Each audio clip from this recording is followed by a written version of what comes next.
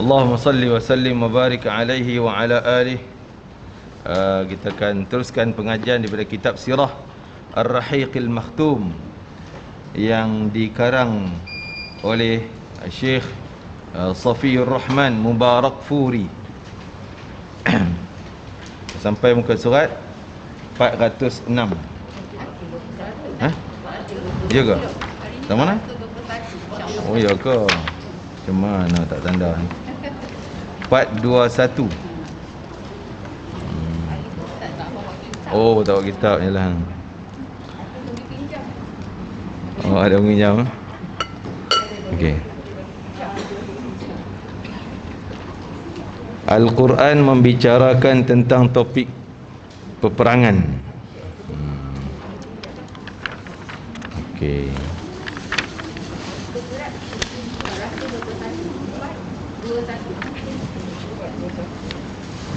Al-Quran menceritakan gambaran keseluruhan episod penting dalam peperangan ini satu persatu.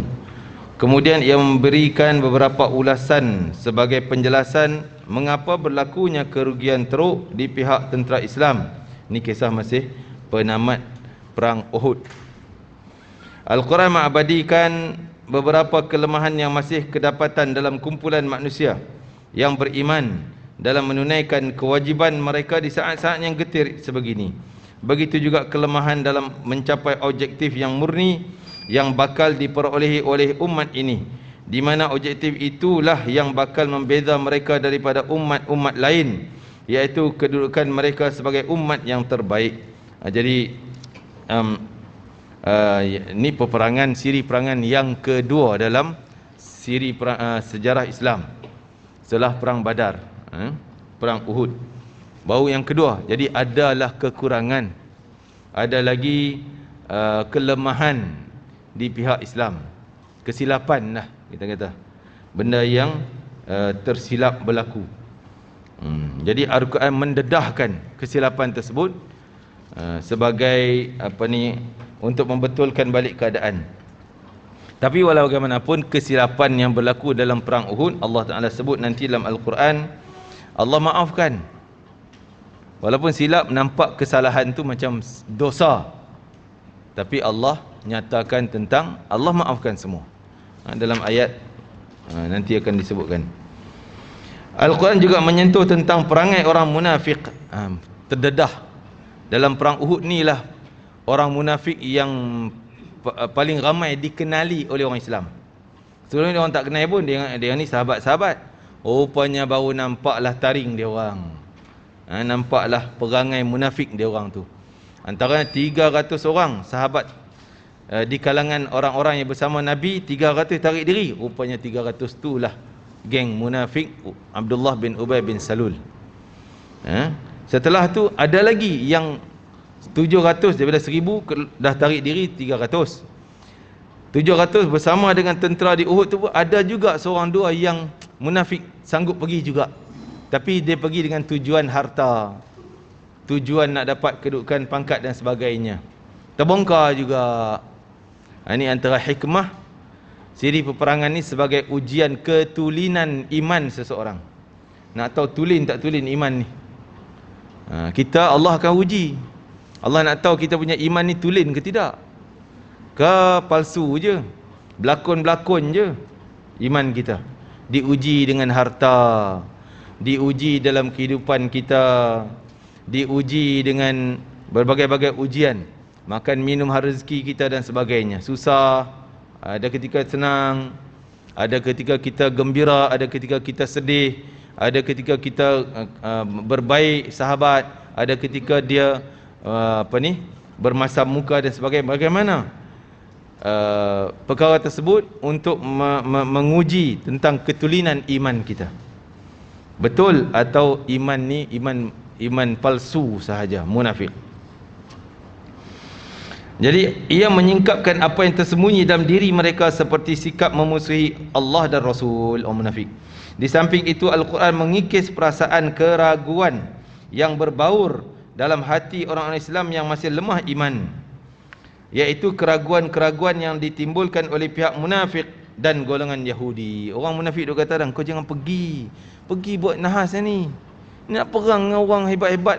Orang Mekah tu, dia orang siap dengan hebat-hebat tentera dia. Tak payahlah, pergi bawa banti je. Jadi dah kan? Persen yang nak pergi tadi mungkin 100%, dah jadi 80%. Lepas tu cakap lagi dah makin. Jadi begitulah kita ni. Kalau kita salah dengar nasihat, maka persen iman kita akan meredum. Kan? Buat apa nak sambut Maulid Rasul? Mengarutlah Nabi dulu tak ada Maulid Rasul pun. Kan? Sahabat-sahabat pun tak buat pun majlis sallallahu berdiri macam ni. Mana ada? Ni semua bid'ah lah. Ya ke? Dah mula dah. Kan? Daripada 100% yakin boleh buat, dah jadi 70%. Dan itu dengar pula dalam YouTube pula, orang hantar video pula, ustaz-ustaz Puak Wahabi ni hantam pula, ni dosa bid'ah, masuk neraka. Siapa sambut Maulid Rasul dengan berdiri lah pula, ini semua perkara bid'ah. Nabi tak pernah anjurkan, Nabi tak pernah suruh buat. Kononnya dah jadi 50-50. Nak pi tak payahlah, senang kan. Itu dia. Nak tahu ketulinan tulin ke tidak ni, yakin kepada Rasulullah SAW, cinta ke tidak, kan? Sambut Maulidur Rasul ni sebenarnya bukan mula daripada Rasulullah, tapi mula daripada Allah Azza wa Jalla. Allah yang mula menyambut hari kelahiran. Mana? Allah sebut dalam Quran berapa banyak para nabi yang Allah cerita tentang kelahiran. Kelahiran Nabi Isa, Maryam, kelahiran Maryam. Cerita Maryam diabadi dalam Al-Quran. Kelahiran Nabi Yahya diabadi dalam Al-Quran surah Ali Imran. Kelahiran Nabi Isa, kan? Sehingga Nabi Isa kata, wassalamu alayya yauma wulidtu wa yauma amutu wa yauma ab'atsu hayya. Salam sejahtera, barakah Allah Ta'ala, berikan rahmat pada hari aku dilahirkan. Ini hari kelahiran ni hari kebesaran, benda yang penting, kan? Termasuk hari kelahiran kita pun, kalau suami tak sebut happy birthday to you, mai tarikh dia masam com kong. Kek jangan kata tak ada, happy birthday wish pun tak ada. Apa ni tak ingat birthday kita? Merajuk kan? Habis minggu tak boleh sentuh. Kan? Allahu Akbar. Itu kalau kita je ni, yang Rasulullah, dia yang nak menyelamatkan kita di akhirat nanti. Dia yang kita harapkan syafaat. Takkan kita tak mau nak ingat setahun sekali pun, tak mau nak ingat ke? Kan? Jadi begitulah kedudukannya. Maka Nabi menyebut tentang kelahiran Nabi Musa AS, bagaimana maknya hanyutkan Nabi Musa, sehingga Nabi Musa diambil oleh istana Fir'aun, isterinya Asia. Cerita tu detail tentang kelahiran. Apa Maulidur Rasul kita sambut? Maulidur Rasul mencerita kelahiran Nabi dan sejarah Nabi, zaman dia kanak-kanak, zaman dia budak-budak, zaman dia remaja. Cuma kita tak faham Arab je, kita tak tahu apa dia baca, kan? Sebenarnya itu sejarah. Seperti mana Al-Quran juga cerita tentang sejarah-sejarah para Nabi, begitu juga kita sambut Maulidur Rasul, menceritakan, menggembar-gembur balik, bagi kita ingat balik sejarah kehidupan Rasulullah daripada awal dan sebagainya. Dan Rasulullah sendiri menyambut Maulidur Rasul juga dengan mengatakan sambutan Nabi. Dia ada sambutan tapi mungkin berbeza. Sambutan Nabi kata, bila tanya puasa Isnin, itu hari aku dilahirkan.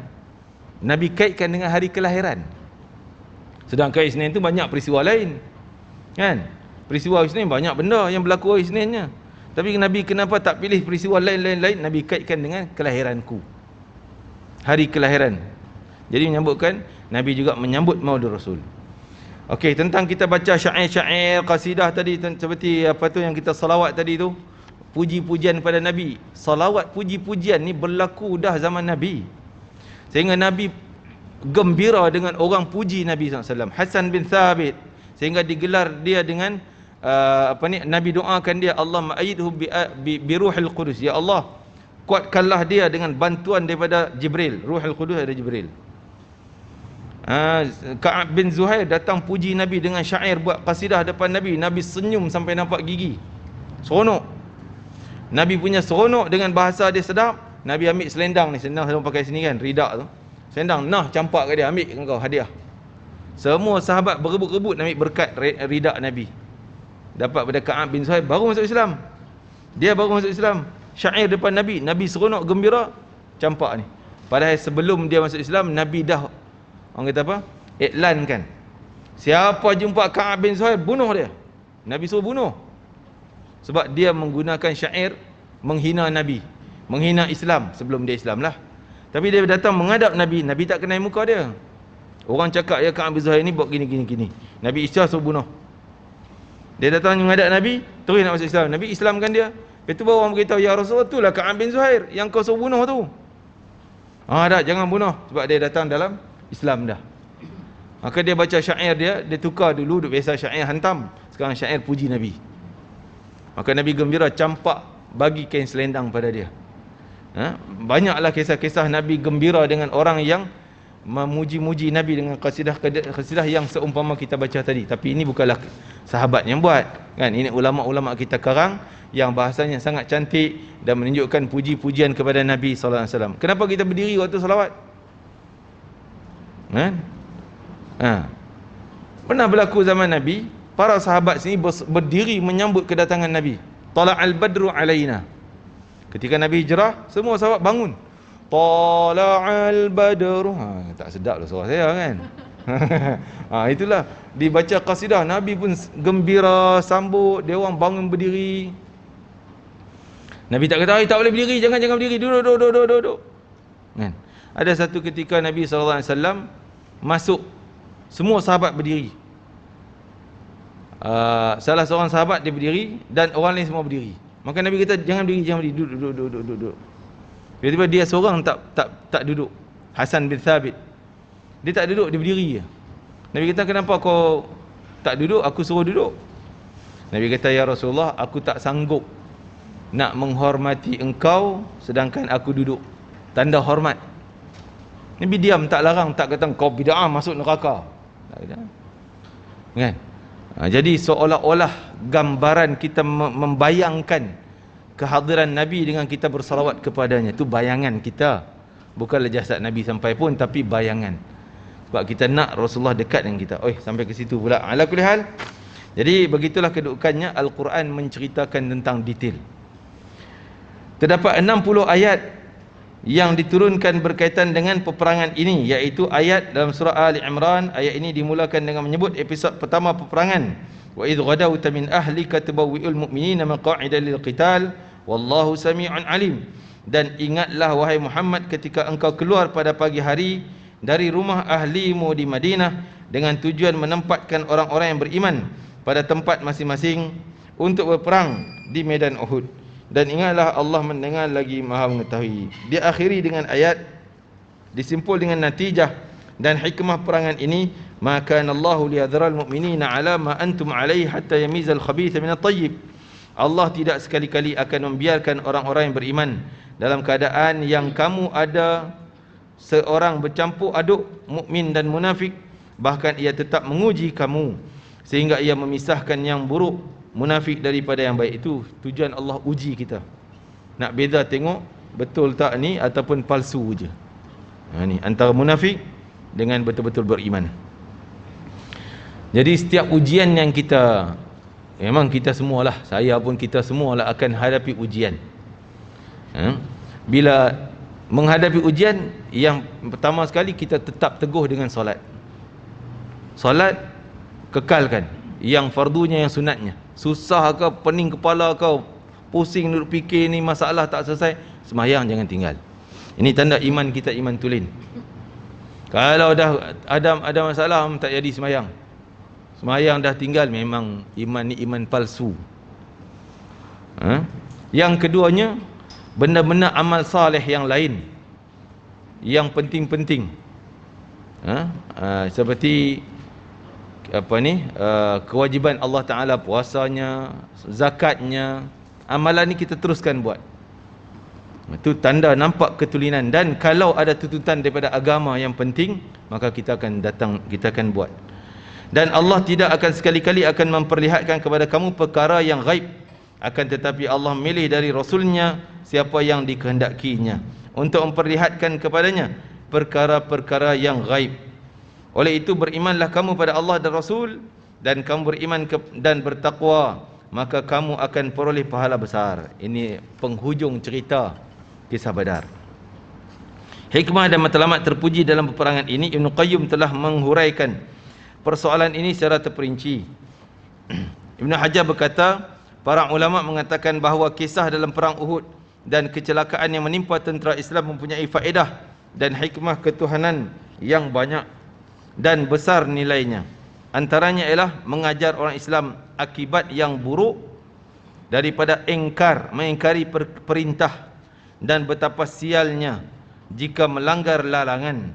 Itulah yang terjadi apabila pasukan pemanah meninggalkan posisi mereka yang telah diperintahkan oleh Rasulullah supaya mereka kekal tak tinggal.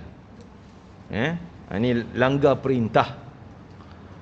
Sampai bila-bila lah. Kalau siapa langgar perintah akan ada akibatnya, akibat buruk dalam kehidupan. Dari sudut dosa tu satu hal lah, tapi akibat buruk yang kita hadapi. Orang terlibat dengan dosa bukan sekadar dia dapat dosa, tetapi dia akan kena akibat dunia. Mungkin kerja dia kena musibah tu, dia kena bencana ni, kena musibah pada anaknya ke, pada keluarganya ke, dan sebagainya. Pasti ada. Sebab tu kata Nabi SAW, seperti dalam firman Allah Ta'ala, apa tu? Amana ar-rasul bima unzila ilaihi min rabbi wal mu'minun kullun amana billahi wa malaikatihi wa kutubihi wa rusulihi la nufarriqu baina ahadin min rusulihi wa qalu sami'na wa ata'na ghufranaka rabbana wa ilaikal masir. Bila turun ayat ni, Rasulullah suruh terima aja apa hukum Allah Ta'ala, dan apa tu, in tubdu ma fi sudurikum aw tukhfu yuhasibukum bihillah. Turun ayat ni, kalau apa yang kamu zahirkan perbuatan, benda yang bercanggah dengan Islam, ataupun kamu simpan dalam lintasan hati, tak setuju dengan hukum tu, tak setuju dengan hukum ni, simpanlah hati, tak cakap kat mulut, tapi dalam hati duk cakap. Yang tu pun Allah akan hisap, Allah akan hitung sebagai dosa. Para sahabat terkejut. Ya Rasulullah, kalau perbuatan kami boleh kawal daripada perkara maksiat, bolehlah, mulut tak nak cakap, tangan tak buat, tapi benda lintasan hati ni payah nak kontrol. Kita terlintas benda tak baik, tengok tu dia cakap macam ni, cakap macam tu, dalaman kan? Takkan yang tu pun dikira sebagai dosa juga ya Rasulullah? Maka Rasulullah kata, wa qalu sami'na wa ata'na ghufranak. Patutnya kamu bila Allah perintah, sami'na wa ata'na, jangan tanya-tanya banyak-banyak, jangan komplain banyak-banyak. Sami'na wa ata'na ghufranak. Yang bakinya tersilap, minta ampun. Para Sayyidina Abu Bakar Siddiq dah mula gemuruh takut,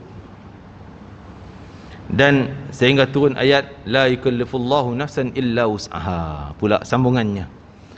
Barulah rasa sahabat tenang, iaitu Allah tak akan beban benda yang terlintas dalam fikiran kecuali yang telah kamu buat. Dah cakap, dah perbuatan dengan tangan, kaki, baru catat dosa. Yang lintas tak catat lagi.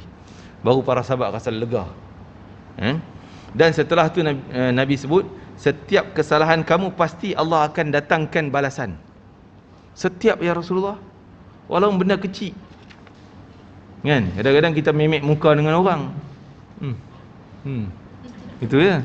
Tak cakap apa tapi memek muka. Itu pun dia ambil kira tu.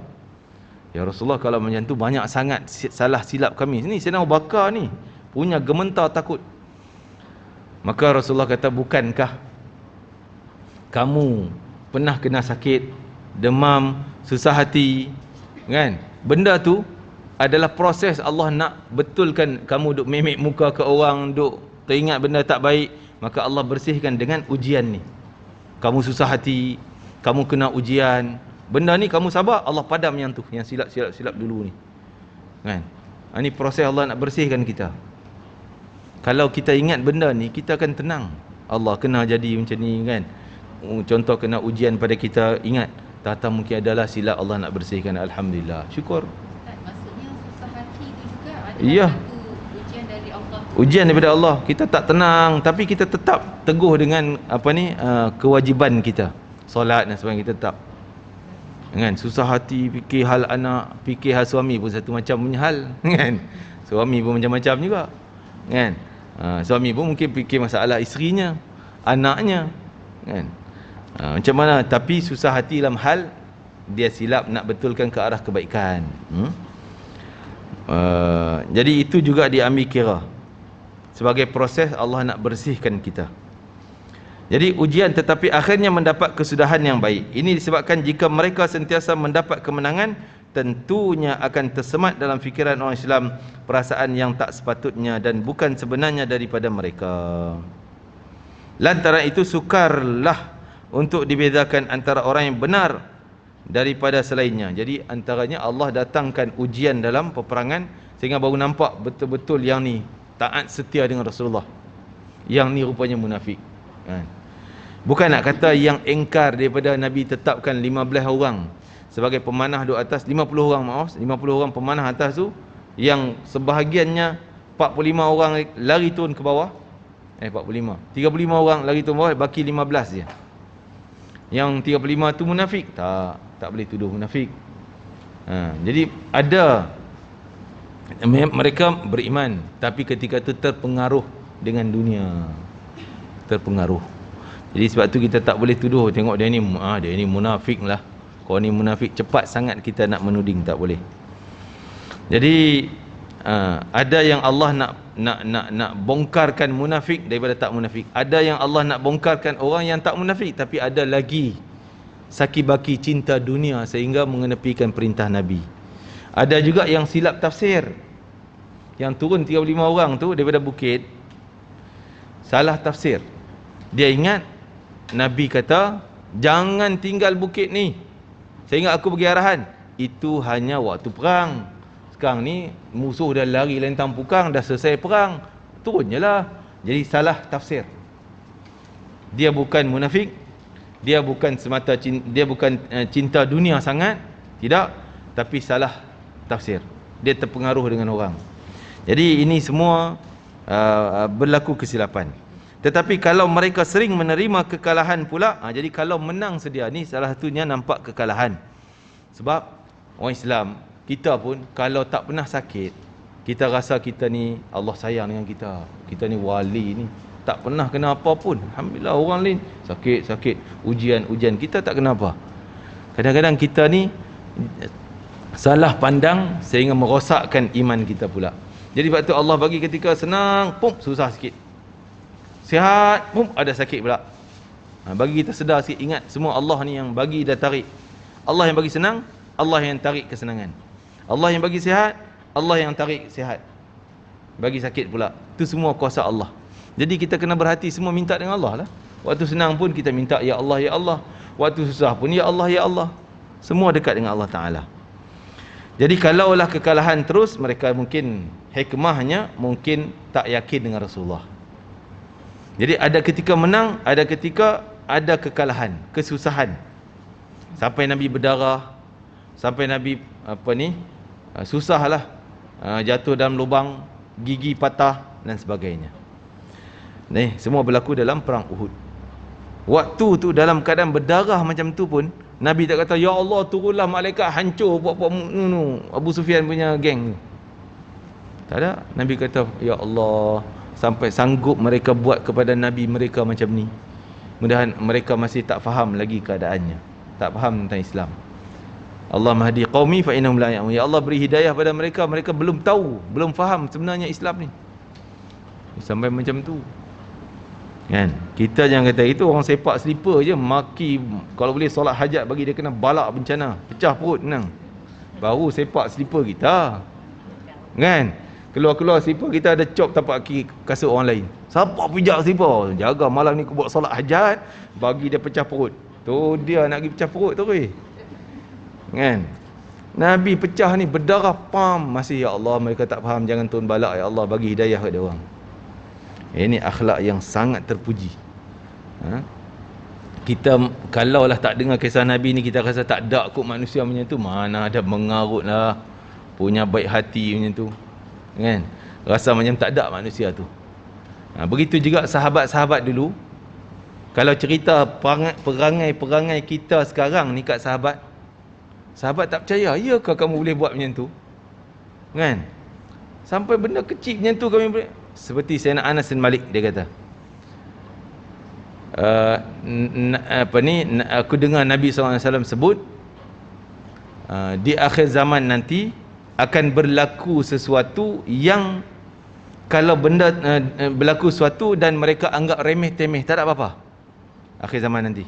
Tapi benda tu, kalau yang kecil tu yang mereka anggap remeh temeh, kalau ada zaman kami anggap bencana besar. Bencana besar. Maksudnya benda macam kita anggap remeh temeh, kan? Mungkin kita masuk masjid kan, cakap masjid, orang anggap tak ada apa pun, nak cakap telefon, halo dalam masjid, dia anggap tak ada apa, saya cakap telefon, Ustaz, apa masalah? Tapi kalau benda tu ada zaman kami anggap ini satu bencana besar, ini bahaya besar ni, dalam rumah Allah engkau cakap macam tu, kan? Jadi benda ada adab anak dengan mak. Contohnya kita sekarang biasa dalam anak-anak tengking, mak ni apa ni, kita lapar ni, tak masak-masak gini, biasa, kan? Kita anggap tak ada apa-apa. Tapi zaman sahabat, ini satu bencana besar. Anak yang derhaka dahsyat ni, dahsyat sangat, boleh tinggi suara depan mak ayah dia. Contohnya kita bila baca adab ibu bapa, benda yang kita tak pandang pun benda tu sebagai adab yang dituntut dalam Islam. Contoh adabnya, anak dengan mak bapak, kalau jalan biar anak kena belakang, tak boleh anak pergi depan dulu. Tanda hormat mak ayah. Benda ni kita tak pernah ambil berat pun, kan? Kadang-kadang tak heran pun anak tak ke mana jalannya, kan? Biar anak ayah kedek dengan tongkat, dia lantak ke mana. Jadi itulah yang disebut oleh Sayyidina Anas, di akhir zaman akan berlaku benda yang mereka anggap remeh. Tapi kalau benda yang remeh tu ada zaman kami, kami takut sangat bencananya, tak berani nak buat. Itulah. Kat mana tadi? Tetapi kalau mereka sering menerima kekalahan pula, maka tidak ada artinya perutusan Rasulullah. Mereka takut anggap macam tu. Kalau kalah sedia ni macam Nabi tak ada kehebatannya, Nabi tak ada lah Allah sayang pada dia. Lantaran itu berdasarkan hikmah, maka mereka mesti merasai dua perkara. Ada ketika menang, ada ketika kalah. Ada ketika senang, ada ketika susah. Ada ketika kenyang, macam Nabi juga tak pernah, walaupun dia kekasih Allah, tak pernah hidupnya senang je. Sampai diriwayatkan kadang-kadang Nabi 3 hari tak ada makanan, yang ada kurma dengan air kosong. 3 hari duduk makan tu je, kan? Masya Allah. Kita ada lauk dah, ikan ada, sayur ada. Tak ada lauk lah, nak masak apa pun tak tahu hari ni, kan? Lauk tak ada, padahal ikan ada, sayur ada, kan? Dah kata tak ada lauk. Allah Akbar. Supaya nanti dapat dibezakan antara orang yang benar-benar beriman daripada orang yang berdusta. Ini kerana kemunafikan orang-orang munafik sebelum itu tidak diketahui oleh orang Islam. Orang Islam tak kenal, tak tahu. Zaman sahabat tak kenal pun siapa munafik, kecuali Allah turunkan wahyu pada Nabi yang bagi tahu pada sahabat, ataupun berlaku kes-kes macam ni baru nampak munafik dia. Sayyidina Umar Al-Khattab kata, zaman ada wahyu, kami kenal munafik sebab wahyu yang beritahu. Yang itu munafik ni munafik. Zaman tak ada wahyu, kami tak tahu mana munafik, tak munafik sebab munafik benda dalaman hati, benda tersembunyi, tak kenal. Kita tak boleh pula nak tuduh-tuduh dia, ni munafik ni, wani ni. Sayyidina Umar kata, kami hanya hukum zahir. Nampak dia baik, dia baik. Tak tahu dah apa isi hati. Isi hati tugas Allah. Kalau nampak dia tak baik, walaupun hati dia baik, kami hukum yang tak baiknya, pasal itu yang kami nampak. Nahnu nahkum bizzawahir, wallahu tawallas sarair. Kami hukum zahirnya sahaja. Bab dalaman hati dia, rahsia-rahsia dia tu Allah punya urusan. Kalau zaman wahyu bolehlah Allah cerita yang rahsia tu, kan, pada Nabi Muhammad SAW.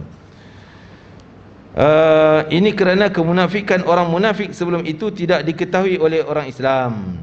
Jadi contohnya satu kisah Usamah bin Zaid.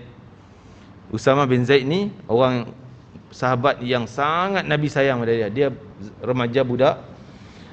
Ayah dia Zaid bin Harithah yang Nabi nak jadikan anak angkat. Rapatlah dengan Nabi. Jadi Zaid ni dapat anak nama Usamah. Usamah bin Zaid, satu ketika Nabi utus dengan satu kumpulan kecil pergi satu tempat, misi, ada misi lah. Tiba-tiba mereka diserang oleh musuh. Ketika perang-perang, satu ketika Usamah berjaya tombangkan musuh, jatuh terlentang dia tu, musuh tu. Dia Usamah angkat pedang nak pancung tengkok dia. Dia mengucap la ilaha illallah Muhammadur Rasulullah. Orang yang tombang tadi ni. Usamah tak ada, dia pancung terus. Kau tu ucap la ilaha illallah. Berita tu dah sampai pada Nabi. Nabi balik-balik, Usamah balik ke Madinah. Nabi panggil dia. Betul, kamu membunuh seorang yang telah mengucap la ilaha illallah Muhammadur Rasulullah? Ya Rasulullah, Usamah jawab, ya Rasulullah, dia cakap tu kerana takut pedang aku je. Nak selamat diri daripada pedang je. Maka Nabi kata, adakah kamu dah bedah dada dia sehingga kamu tahu isi hati dia? Kamu bedah dada dia sampai Nabi ulang sampai Usamah tak senang duduk. Kan? Usamah rasa bersalah besar sehingga dia kata kalau boleh nak masuk Islam balik. Kan masuk Islam mengampun yang lampau-lampau. Tapi baru terlintas fikiran macam tu. Maka nak menunjukkan bahawa kita bila orang tu zahirnya dia mengucap Islam lah. Tak tahulah dia nak sembunyi munafik ke tak munafik, kita tak tahu yang tu. Kan? Justru apabila berlaku je kisah ini, lalu orang munafik pun menonjol tembelang. Tembelang ke tembelang? Tembelang. Mereka sama ada dalam bentuk perbuatan atau perkataan. Maka ternyatalah orang munafik tak akan boleh tahan dengan ujian berat. Pergi perang, tak sanggup. Kan? Ujian macam-macam lah, ujian apa, nampak benda yang tersembunyi itu terbongkar keluar. Busuk dia tu terkeluar. Kan? Maka ternyatalah apa yang diagak-agak selama ini memang benar. Maka itahulah orang Islam bahawa mereka mempunyai musuh di kalangan mereka sendiri. Lantaran itu mereka dapat melakukan persediaan dan berjaga-jaga daripada musuh dalam selimut. Antara hikmah seterusnya adalah kelewatan mendapat kemenangan biasanya menimbulkan kegelisahan jiwa dan menundukkan kesombongan. Itu satu. Jadi mungkin kita timbul sombong, aku hero, aku boleh menang lah, aku tak ada masalah lah. Ya Allah bagi ujian tu, bagi tunduk sikit kita punya keegoan. Kan? Macam orang ego, apa nak pakai, saya tak takut lah emas, apa tak kena lah. Corona ni kena ke orang lainnya, aku tak ada, yang sihat ni. Faham? Allah bagi sekali, baru tunduk, alamak, iyalah. Kan? Kena hati-hati. Kan? Tatkala orang-orang lain, orang-orang Islam diuji dalam perkara tersebut, maka mereka bersabar. Orang Islam sanggup sabar. Orang munafik tak boleh sanggup bersabar. Dia mengamuk, dia akan lari, dia akan keluar daripada landasan Islam. Sementara orang munafik pula merasa gelisah dengan ujian tadi, maka hikmah satunya kerana Allah telah menyediakan kepada hamba-hambanya yang beriman kedudukan di syurga yang tidak sebanding dengan amalan yang mereka lakukan. Maksudnya ujian tadi, kalau meninggal dunia mereka terus berjaya, syurga terus. Lantaran itu Allah memberikan ujian kepada mereka supaya mereka dapat mencapai kemuliaan yang disediakan, iaitu syahid di sisi Allah Ta'ala, syurga. Hikmah lain ialah mati syahid termasuk darjat para wali yang tertinggi, syuhada. Walaupun orang tu tak banyak ibadah, dia buat fardu je, sunat tak pernah langsung, semayang pun seorang kat rumah aja, tak pernah datang masjid, tapi kalau dia mati syahid, syurga terus je. Malah mungkin dia punya kematian mampu beri syafaat pada keluarga, orang sekitar yang bantu dia. Di akhirat nanti, ya Allah, dia ni tolong aku dulu masa aku pergi jihad fisabilillah, aku bagi syafaat pada dia, selamatkan dia ya Allah. Orang ni jiran aku yang bantu, yang bagi semangat ni dapat, mampu tolong orang lain. Itu kekuatan kedudukan mati syahid.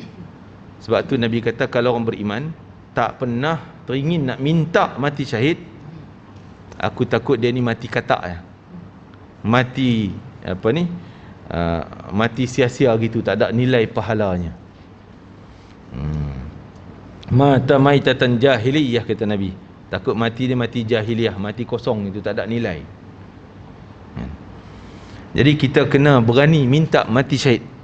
Allah marzuqna syahadata fi sabili. Ya Allah, kurniakanlah kami mati syahid di jalan Engkau. Kalau doa yang Fatimah tu memadai ke dengan Tak. Mati syahid minta satu benda, husnul khatimah pun satu benda. Mati syahid kena ada juga minta mati syahid. Sebab hadis Nabi tadi, siapa yang tak minta mati syahid. Dan kalaulah dia betul-betul minta nak mati syahid, minta mati, tapi mati biasa, mati sakit lah kan, umur tua dan sebagainya, sakit biasa kat katil rumah dia, tetap Allah bayar pahala dia mati syahid, pasal dia sungguh-sungguh minta.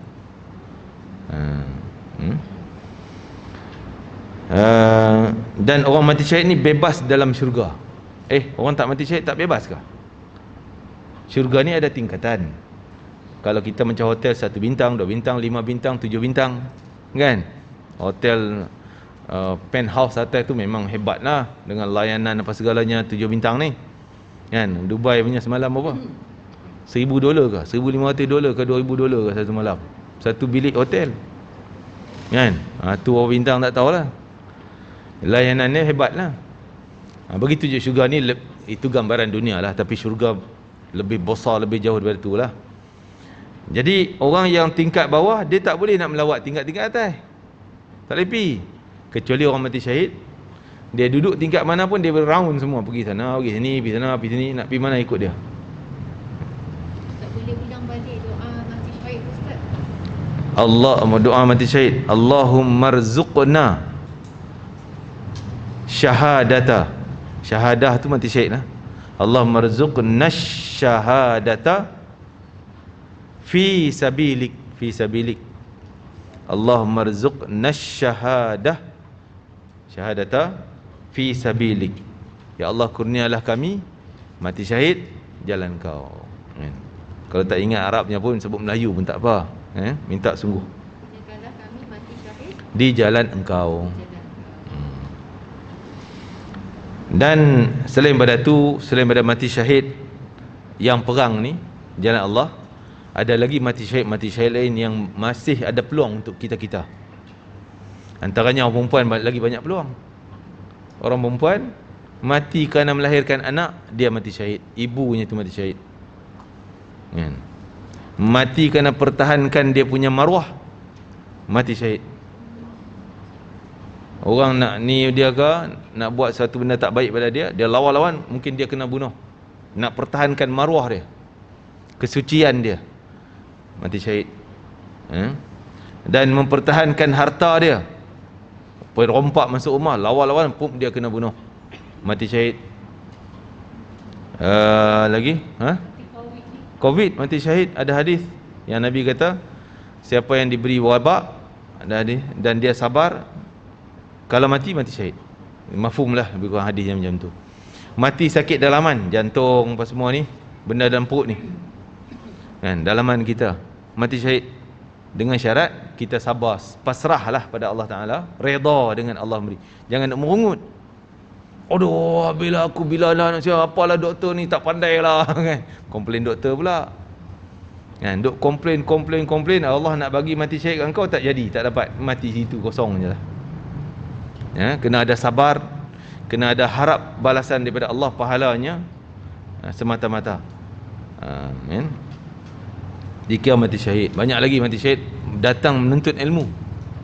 Di rumah mana, sana walaupun dekat, niat nak pergi ada kuliah hari ni, nak pergi menuntut ilmu. Katalah na'udzubillah apa berlaku tengah jalan, mati dia. Dalam perjalanan dapat pahala mati syahid. Dan orang yang bekerja untuk cari nafkah, cik suami bekerja pergi pejabat mana kan, memang tu kerja rutin dia, dapat gaji, dia niat nak dapat nafkah ni untuk yalah belanja anak isteri semuanya, sebagai tanggungjawab dia sebagai suami. Meninggal dunia dalam perjalanan, betul kalau niat dia ikhlas nak cari nafkah yang halal, maka matinya mati syahid. Jadi banyak lagi cabang-cabang mati syahid yang lain. Selain pada tu ada lagi amalan yang ringkas.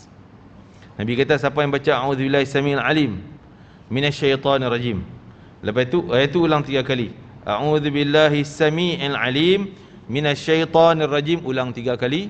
Lepas tu sambung dengan akhir surah Al-Hasyri, law anzalna hadzal qur'ana ala jabalin la ra'aitahu khashi'an mutasaddian min khasyatillah. Panjang sampai 4 ayat, sampai penamat surah ada 4 ayat. Baca yang tu waktu pagi, 3 a'udzubillahi samiil alim minasyaitonir rajim, dan law anzalna sampai habis surah Hasyri. Pagi mati, siang dikira mati syahid. Baca petang mati, malam mati syahid. Dalam ratik-ratik ada ratik atas, ratik-ratik imam-imam, mesti dia masuk benda tu. Yang disuruh baca pagi, petang, ada ayat tu. Itu mati syahid, mesti kita cari. Dengan cara itu Allah membersihkan dosa orang mukmin, dan dengan cara itu juga Allah musnahkan orang-orang kafir. Na'udzubillah min dzalik. Okey, kita terus pada tajuk baru. Tinjauan dan operasi antara Uhud dan Ahzab. Ahzab, perang Ahzab, ataupun nama lain perang Khandaq. Nama perang Ahzab adalah perang Khandaq, nama lain lah. Ahzab namanya pasukan bersekutu. Bersekutu, pasukan-pasukan gabung. Orang Yahudi gabung, Nasrani gabung dengan orang Mekah, kufar Quraisy Mekah gabung dengan orang kafir-kafir di sekeliling Madinah, bergabung. Jadi pasukan bersekutu. Itu Ahzab. Ataupun nama lain Khandaq, perang tu juga tapi disebut juga perang Khandaq. Khandaq mana parit. Perang parit, sebab dalam tu satu-satunya perangan yang Nabi izin cadangan daripada Salman Al-Farisi. Salman Al-Farisi dia ada pengalaman perang di Parsi. Maka dia cerita, dia cadang, ya Rasulullah, baik kita korek parit ni supaya musuh tak boleh senang serang kita. Nak langkah parit ni bukan senang. Kita duduk tunggu kat situ, dia langkah, senang kita tembak dengan anak panah dan sebagainya. Okey, Nabi setuju.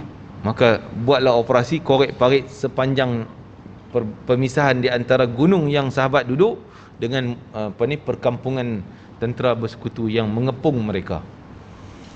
Itu perang Khandaq. Insiden yang dialami semasa perang Uhud itu memberi kesan buruk terhadap nama baik umat Islam. Jadi sebelum antara Uhud dengan Ahzab ni ada lagi peperangan-peperangan yang lain. Jadi dia rangkum semualah apa yang berlaku antara Uhud tahun 3 Hijrah sehinggalah tahun Ahzab. Ada lagi peristiwa yang lain tahun 4 Hijrahnya, 5 Hijrahnya. Mereka telah kehilangan nama baik dan kehebatan mereka mula hilang di jiwa manusia. Jadi setelah perang Uhud, sebenarnya perang yang pertama Badar tahun 2 Hijrah. Jadi musuh dah mula gerun dengan orang Islam. Pas saya tengok Badar, kan, oi, dia orang sikit pun boleh menang, dah ketakut. Tiba-tiba dalam Uhud tahun 4 Hijrah, tahun 3 Hijrah, tahun 3 Hijrah, maka Uhud orang Islam mudah dikalahkan. Jadi naik semangat balik orang kafir. Kita berani lawan. Tengok dia orang boleh kalah. Kan? Jadi maka setelah tu ada peperangan yang lain yang itulah semangat mereka naik turun. Ianya juga turut menambah ancaman terhadap orang-orang mukmin sama ada dari dalam dan luar. Madinah itu mula dikelilingi bahaya dari segenap segi. Orang-orang Yahudi dan munafik serta orang-orang musuh dalam simut. Yahudi terang-terang. Tapi cuma dia dalam negara Madinah. Dia dalam negara Madinah ada perjanjian. Perjanjiannya dia kena mempertahankan rakyat Madinah walaupun dia bukan Islam. Dan orang Islam juga kena jaga nyawa dia orang ni Yahudi daripada ancaman musuh luar. Kalau musuh luar nak serang orang Yahudi, orang Islam juga kena jadi askar untuk halang. Sebab itu perjanjian piagam Madinah. Itu perjanjiannya. Orang munafik musuh dalam selimut lah. Serta orang Arab lain yang sekitar kita di luar Madinah lalu mempamerkan penentangan yang terbuka. Dah nampak dah orang Islam mula kalah, dia orang dah berani dah naik tocang kita, kan. Setiap kumpulan daripada mereka berazam untuk menewaskan orang Islam. Malah mereka bercita-cita besar untuk menghapuskan orang Islam sampai ke akar umbinya. Belum pun berlalu 2 bulan peperangan tersebut, Uhud tu, Bani Asad mula membuat persiapan untuk melancarkan serangan terhadap Madinah. Kemudian bangun pula kabilah-kabilah Adal dan Qarah melakukan pakatan sehingga menyebabkan 10 orang sahabat terbunuh pada bulan Safar tahun 4 Hijrah. Pada bulan yang sama, Bani Amir, ini peperangan kecil-kecil, dia panggil Sariyah kecil. Jadi serang kecil. Serang bunuhlah 3-4 orang, peperangan kecil. Bani Amir juga membuat pakatan yang serupa sehingga menyebabkan 7 orang sahabat terbunuh. Peristiwa ini lebih terkenal dengan peristiwa Bir Ma'unah. Sepanjang tempoh ini juga Bani Nadir sentiasa menyatakan permusuhan secara terbuka, sehingga pada bulan Rabiul Awal mereka merencanakan untuk membunuh Nabi sallallahu alaihi wasallam. Bani Ghatfan, ini mula dengan Bani Nadir, dia pakat dengan Bani Ghatfan pula begitu berani sekali sehingga bersungguh-sungguh mahu melancarkan serangan terhadap kota Madinah, iaitu pada bulan Jamadil Awal 4 Hijrah. Dengar kawan pun macam tak setuju nak serang kawan, jadi dia berpakat-pakat, jom sekali. Itu jadi ahzabnya. Kegagalan umat Islam yang hilang dalam perang Uhud menjadikan mereka terancam. Kegagalan umat Islam yang hilang dalam perang Uhud menjadikan mereka terancam kepada bahaya-bahaya. Akan tapi di situlah juga ternyata kebijaksanaan Nabi Muhammad sallallahu alaihi wasallam yang berjaya mengalihkan hasad bagai kumpulan itu dan mengembalikan kehebatan umat Islam yang hilang itu. Kebijaksanaan baginda telah mengembalikan kemuliaan dan ketinggian mereka dalam lembaran baru. Langkah pertama yang dilakukan oleh Rasulullah SAW dalam mengatasi permasalahan ini ialah melancarkan gerakan pengusiran yang dijalankan dalam peperangan Hamra'ul Asad. Operasi Hamra'ul Asad itu telah menjulang semula nama baik para tentera Islam dan mengembalikan kehebatan mereka sehingga menyebabkan orang-orang Yahudi berada dalam keadaan kebingungan. Setelah itu baginda melancarkan operasi-operasi yang berjaya mengembalikan kehebatan orang Islam, malah menambahkan lagi kehebatan mereka. Dalam lembaran seterusnya kita akan menyoroti beberapa huraian terperinci operasi ini. Antaranya adalah operasi Abu Salamah, golongan pertama yang melancar penentangan terhadap orang Islam selepas peristiwa Uhud ialah Bani Asad bin Khuzaimah. Dia orang ni bani-bani macam ni, macam kita satu kampung lah, kampung-kampung, kampung tu kampung ni. Laporan perizikan Madinah mendedahkan bahawa Talhah bin dan Salamah, dua orang anak Khuwailid, telah melancarkan kempen di kalangan kaumnya, mengajak semua orang Bani Asad dan Khuzaimah supaya memerangi Rasulullah sallallahu alaihi wasallam. Lantaran itu Rasulullah SAW segera mengutuskan skuad operasi yang terdiri daripada 150 orang pejuang Muhajirin Ansar. Abu Salamah dilantik menjadi ketua skuad ini dan kepadanya baginda menyerahkan bendera sebagai tanda dia ketua pasukan. Abu Salamah telah membuat serangan mengejut terhadap Bani Asad bin Khuzaimah di kampung halaman mereka sebelum mereka sempat melangsungkan rancangan untuk menyerang Madinah. Lantaran itu mereka mula berkecamuk. Tentera Islam merampas unta dan kambing kepunyaan mereka, kemudian kembali ke Madinah tanpa sebarang penentangan dengan membawa harta rampasan. Operasi ini dilancarkan pada awal Muharram tahun 4 Hijrah.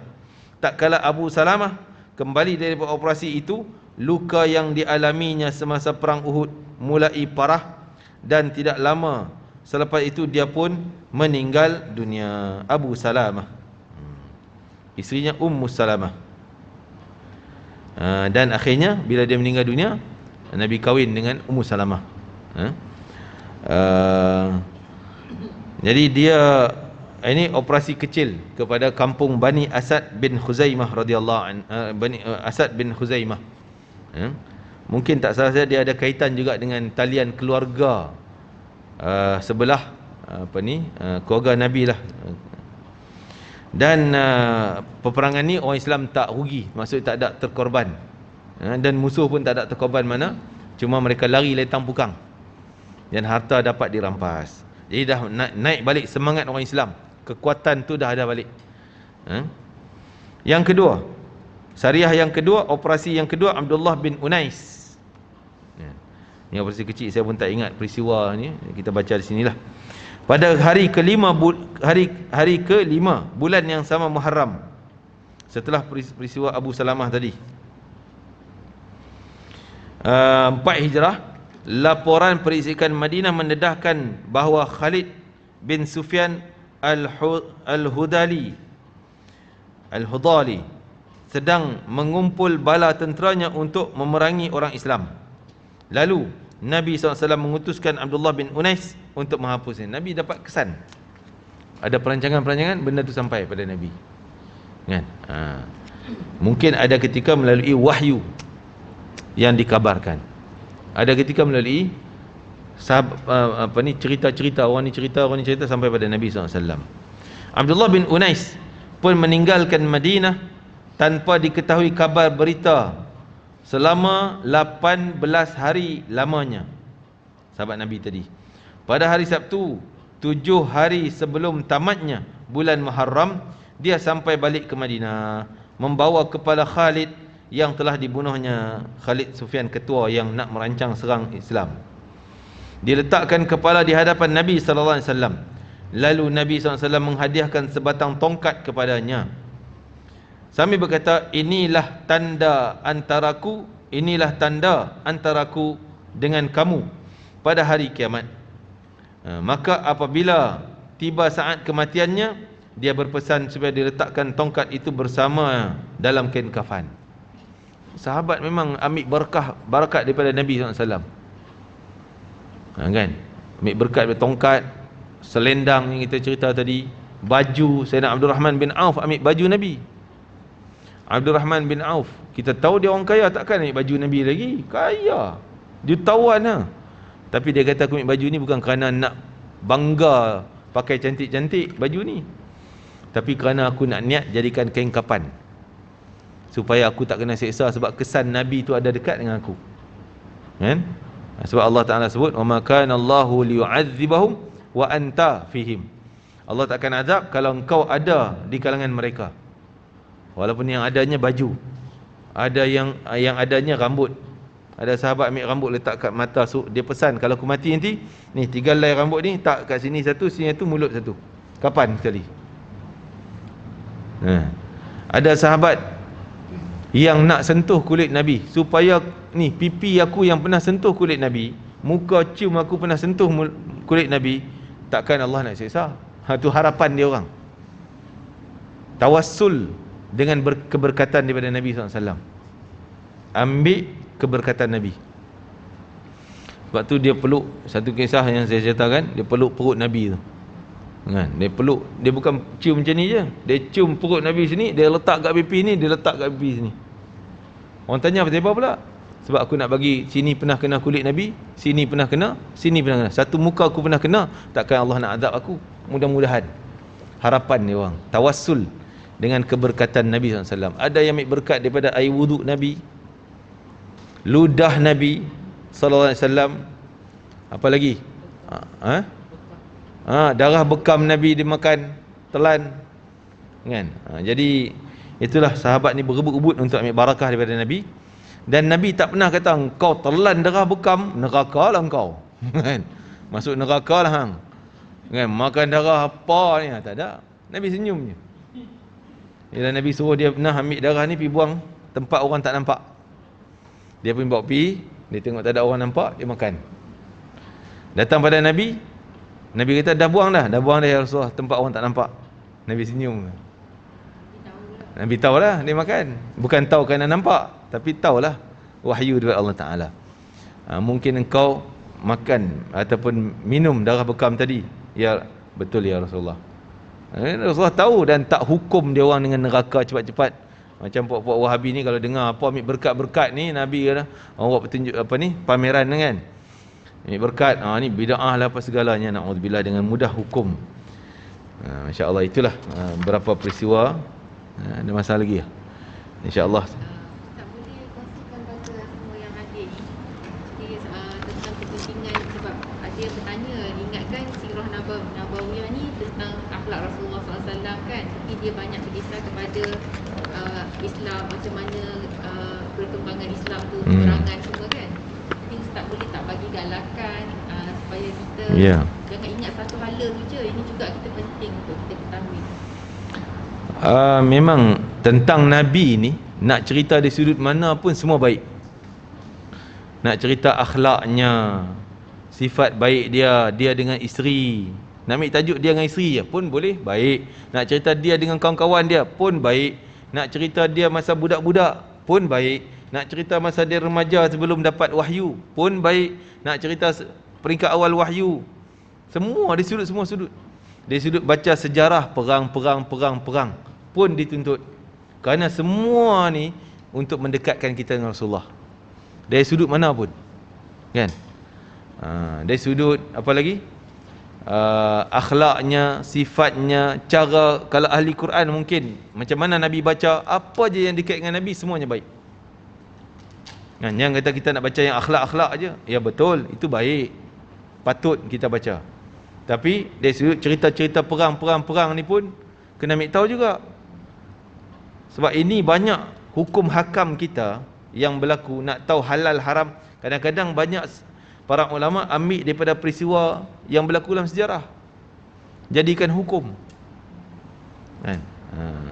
Dan juga kadang-kadang dalam ni terbonjol akhlak Nabi, terbuka, terdedah akhlak Nabi. Dalam perang yang kita jumpa tadi, Nabi walaupun patah berdarah, Nabi tak hantam terus dengan neraka, minta turun balak, dan Nabi tetap maafkan dia orang. Ini akhlak juga yang kita dapat ekstrak ambil daripada cerita-cerita sirah ni. Jadi tentang Nabi ni bacalah tang mana pun, baca di sudut mana, semuanya baik. Semuanya boleh mendekatkan cinta kita kepada Rasulullah, tapi dengan niat kita ikhlas lah. Niat kita semata-mata nak dekat dengan Nabi SAW. Seperti kita kata Nabi suruh kita sebagai ibu bapa, ibu-ibu sekalian, saya sebagai bapa di rumah ni, kan, kena ada 3 benda ni tanggungjawab kita. Ala thalathi khisal hubbi nabiikum, kena tanamkan cinta kepada Nabi SAW. Salah satunya dengan cara mengenal, baca, kena kenal Nabi, baca sejarah Nabi dalam rumah kita. Kan? Macam kita nak bagi anak kita berjaya, dia minat apa, dia doktor, mungkin kita akan bagi bahan-bahan kedoktoran, kisah-kisah kedoktoran, pakar-pakar ni macam mana dia boleh berjaya, dia kena ambil tahu.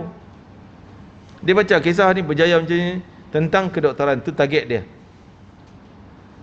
Maka kita juga kena tanam cinta kepada Nabi SAW. Baca sejarah Nabi, apa sudut pun, sudut mana pun. Nak baca syama'ilnya, bagus. Nak baca sirahnya, perang-perang, bagus. Nak baca akhlaknya, nak baca apa sudut pun, semuanya baik. Yang kedua, cinta kepada keluarga Nabi SAW dan cinta kepada tilawatil Quran. Jadi kita kena hidupkan sejarah Nabi itu dalam rumah. Kena ada baca, kena ada baca. Kalau tidak, malu kita nak jawab dengan Allah Ta'ala. Engkau baca sirah Nabi, tak baca pun. Kan? Tengok di rumah engkau majalah macam-macam, masak jenis macam-macam masak. Majalah masakan. Majalah ibu bapa, Pa and Ma tu. Setiap bulan langgan. Tu dia. Berapa tahun dah simpan lagi. Majalah apa lagi? Majalah tentang minat lagu ke apa, budak-budak lagu, semua ada majalah-majalah. Biodata orang ni penyanyi, biodata orang ni pelakon, biodata pemain sukan dan sebagainya. Penuh. Biodata Rasulullah tak ada. Biodata Rasulullah tak pernah baca. Tak pernah baca, tak pernah dedah pun rumah. Malu. Dia ni nak selamatkan kau daripada neraka ni. Puak tadi ni nak heret kau dalam neraka. Kau ambil tahu sangat. Yang ni nak selamat kau daripada neraka, kau tak ambil tahu. Jangan macam tu. Biar baca. Ambil lah masa satu hari. Baca mana pun. Hadis Nabi apa pun yang kita jumpa, qala Rasulullah, baca terjemahan. Hidupkan kata-kata Nabi, sejarah Nabi dalam rumah kita. Jadi jangan kita rasa, alah, ni cerita perang-perang, tak mau, tak penting. Jangan anggap tak penting. Walaupun kita tak minat cerita perang ni, tak berminat sangat. Kan? Cerita hantu minat lah Ustaz. Cerita Korea sedih-sedih, cinta-cintaan, sukalah. Kan? Jangan macam tu. Tak minat, tak apa. Tak minat, tak apa. Jangan bawa benci. Kalau benci bahaya. Tak boleh buat, tak apa, tapi jangan benci. Satu soalan. Sejak PKP ni kan terlalu banyak online selawat kan. Ada satu isu yang sebenarnya lama isu tu, tapi macam-macam pandangan lah. Yang selawat Tafijiyah, selawat yang semua ada yang kata selawat tu kita sebab kita memohon daripada Rasulullah SAW, tidak kepada Allah secara langsung. Jadi ada yang sendiri, ada yang meninggalkan langsung selawat tu. Sebab macam mana nak ulaskan pada Ya. Senang kita jawab pendeknya, itu pandangan-pandangan orang Wahabi ni macam itulah. Dia kata ni Nabi tak pernah ngajar, bid'ah. Ni Nabi tak pernah ngajar, bid'ah. Sedangkan lafaz salawat ni terbuka. Apa ayat yang sesuai dengan Rasulullah, pujian pada Nabi, boleh jadikan bahasa salawat. Siapa buat pun, kalau saya buat pun boleh. Tapi saya tak pandai lah, orang yang pandai bahasanya apa semua, boleh. Ini boleh jadikan amalan. Itu juga salawat, selagi sebut nama Nabi Muhammad SAW. Jadi dalam salawat tafrijiyah, kenapa dia nak kata bid'ah masuk neraka, sedangkan itu puji-pujian pada Nabi. Allahumma salli salatan kamilatan wa sallim salaman taman ala sayyidina Muhammadinil ladzi tanhallu bihil uqad, yang mana dengannya, dengan Nabi Muhammad, tanhallu bihil uqad, menyelesaikan segala kesulitan. Sedangkan Nabi sebut pada Sayyidina Ubay bin Ka'ab, yang dia kata aku nak jadikan sepenuh masa hidup aku ni salat pada engkau. Nabi kata kalau macam tu menyelesaikan masalah engkau. Dengan salawat banyak menyelesaikan masalah engkau. Allah akan berikan kebaikan pada engkau. Bukankah itu penyelesaian masalah? Dengan salawat pada Nabi SAW. Jadi nak detailnya panjanglah cerita tentang tu. Tapi ala kulli hal kita jangan terpengaruh, puak ni jahat sangat, nak suka menghalang. Memang kata para ulama, tanda orang tu ahli sunnah wal jamaah, dia suka bersalawat, banyak bersalawat, dan tak suka menghalang. Orang yang bukan ahli sunnah suka nak halang, jangan salawat macam ni, jangan berdiri, jangan salawat. Dia asyik nak halang daripada salawat. Ya. Tapi kalau ikut pada pengertian salawat tu, bukan kita minta pada Tak. Allah melalui baginda kan, Ustaz kan?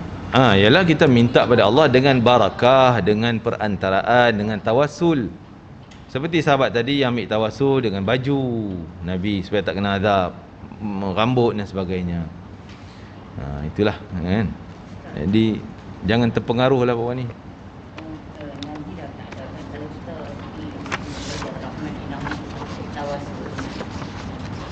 Boleh, sahabat-sahabat setelah Nabi pun bertawassul dengan Nabi. Kan? Abbas minta hujan. Kita tawassul ni bukan wahai si mati, tolonglah bagi aku sihat. Wahai si mati, bagilah aku kaya. Bukan kita minta dengan dia. Nabi ni tempat berkat, tempatnya baik, duduk dekat dengan dia baik. Kita pergi dekat dengan dia, ya Allah, aku duduk dekat tempat yang baik. Aku bertawassul dengan kemuliaan Nabi SAW, cepatlah kau bagi hajat aku ini. Kan? Kalau yang kita nak solat 1000 kali sehari, kalau nak baca selawat Ibrahimiyah tu macam panjang kan, dan selawat Jibril tu madai Ustaz. Salawat seringkas mana pun tak apa. Allahumma salli alaih, Allahumma salli alaih sahaja pun dah boleh dikira salawat juga. Seperti contoh, kita ni malas nak baca panjang-panjang, kita baca dulu ayat. Eloknya macam itulah susunannya. Baca innallaha malaikatahu yusalluna 'alan nabiy alladzina amanu sallu 'alaihi wa sallimu taslima. Allahumma salli alaihi, Allahumma salli alaihi, Allahumma salli alaihi, Allahumma salli alaihi, Allahumma salli alaihi. 100 kali ingat tak sampai 3 minit. Salawat juga. Allahumma salli ala sayyidina Muhammad wa ala sayyidina Muhammad, salawat juga. Allahumma salli wa sallim alaihi wa ala alihi, salawat juga. Apa je lafaz sallallahu alaihi wasallam, sallallahu alaihi wasallam, sallallahu alaihi wa alihi wasallam, salawat juga. Lagi panjang, lagi banyaklah fadilat dia, kelebihan-kelebihan yang lain. Kan? Jadi itulah, perbanyakkanlah salawat. Dan jangan rasa risau macam dia orang akan timbulkan selalu. Tambah Maulid Rasul ni, dia akan timbulkan isu maulid haram, berdiri salawat haram, apa lagi baca salawat tafrijiyah haram, salawat tibbiyah, tu pun tibbiyah yang apa, wa dawaiha wa atil abdani wa shifaiha, tu pun tak boleh, bid'ah. Apa yang dia salawat, dia kata salawat Ibrahimiyah aja. Itu je satu salawat yang dia kata. Ada yang Ustaz langsung tinggalkan selawat tu dah tak buat dah. Jadi orang malas nak buat. Tu bahayanya Puak Wahabi ni, dia menyekat daripada amal. Orang rajin nak buat amal, dia pergi halang, tak bagi. Dia akan katalah, bukan kami nak halang, tapi cuma kami tak bagi buat benda yang Nabi tak buat. Banyak benda yang kita terpaksa kena buat apa yang Nabi tak buat. Seperti tulisan Quran ni, masah Quran kan, ada tak? Tu Quran tak ada pun zaman Nabi. Nabi tak suruh pun kumpulkan Quran daripada Fatihah sampai An-Nas satu buku, cetak sebar, tak ada. Zaman Abu Bakar pun pada peringkat awal pun tak pernah buat. Tapi didesak oleh Sayyidina Umar, barulah dia mula buat. Kan? Jadi banyak benda yang Nabi tak buat, ada ketika kita wajib buat. Kalau tak buat, rosak Islam. Seperti Quran tadi. Dan juga ilmu-ilmu ni, ada ngaji ilmu fiqah lah, ilmu tauhid lah, ilmu apa lagi? Ni macam-macam lah, sirah lah. Mana ada zaman Nabi ilmu fiqah, ilmu tauhid kan dijenamakan jenis ilmu ni, ilmu tajwid. Tapi benda tu dah ada, cuma jenama tajwid tak ada, jenama ilmu fiqah tak ada lagi. Tapi mesti dinamakan untuk memudahkan kita belajar dan sebagainya. Wallah alam, panjanglah ceritanya kan. Jadi memang mereka ni sangat mengganggu amalan-amalan orang Islam, umat Islam yang dah cantik. Kita teruskan je, jangan risau.